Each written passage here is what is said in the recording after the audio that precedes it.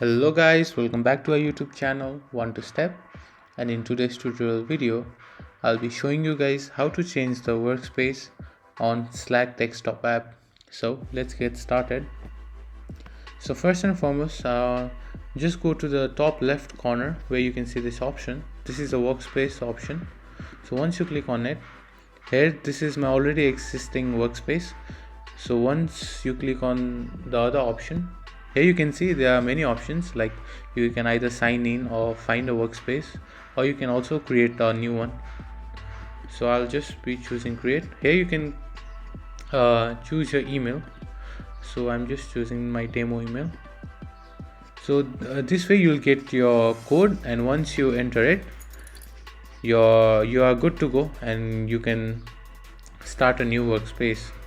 So I hope you guys liked today's tutorial video. If so, make sure to like and subscribe to our YouTube channel, and don't forget to press the bell icon. See you guys in the next video. Until then, peace.